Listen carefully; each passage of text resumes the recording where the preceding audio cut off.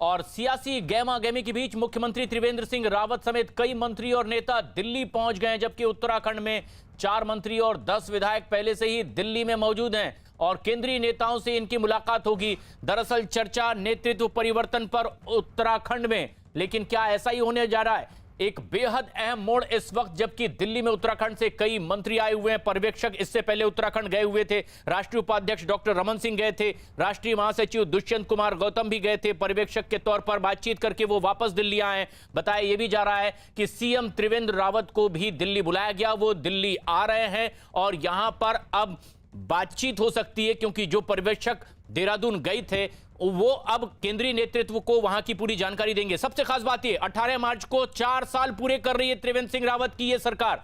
विक्रांत यादव हमारे सहयोगी इस वक्त हमसे सीधे जुड़ रहे हैं। विक्रांत, आखिर नेतृत्व परिवर्तन की चर्चा आखिर क्यों हो रही है? ये जो नेता दिल्ली पहुंच रहे हैं, किस वजह से?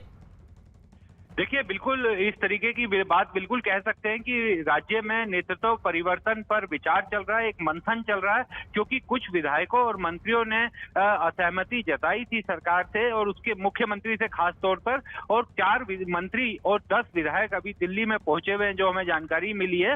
इसके अलावा मुख्यमंत्री भी दिल्ली पहुंच रहे हैं और मुख्यमंत्री केंद्रीय आलाकमान से मुलाकात भी करेंगे।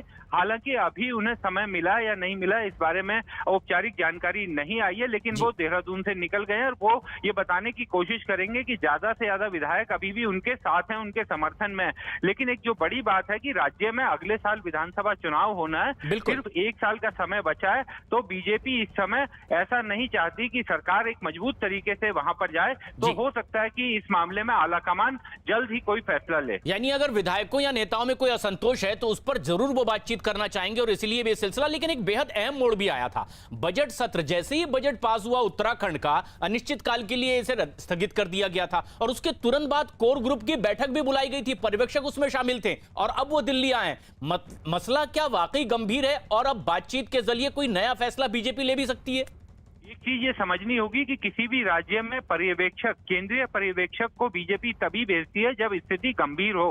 तो राज्य के मुख्यमंत्री पर ही अगर पार्टी के विधायक और मंत्रियों की तरफ से सवाल उठाए गए तो ये एक गंभीर मामला था और इसी कारण केंद्रीय नेतृत्व ने वहां पर टीम भेजी थी, 2 सदस्य, और उन 2 सदस्य केंद्रीय पर्यवेक्षकों ने अपनी रिपोर्ट केंद्रीय नेतृत्व को दे दी है और उसी के बाद मुख्यमंत्री दिल्ली पहुंच रहे हैं और मुख्यमंत्री मुलाकात भी करेंगे। तो हो सकता है कि इस मसले पर अंतिम फैसला केंद्रीय नेतृत्व का ही हो और ये दिल्ली में बड़ा फैसला हो सकता है। लेकिन जो बंशीधर भगत हैं, उत्तराखंड बीजेपी अध्यक्ष, उन्होंने कोर ग्रुप की बैठक के बाद कहा था कि दरअसल राज्य सरकार की उपलब्धियों को जनता तक पहुंचाने के लिए हमने बैठक की थी, लेकिन अब आसार कुछ और ही दिखाई दे रहे हैं।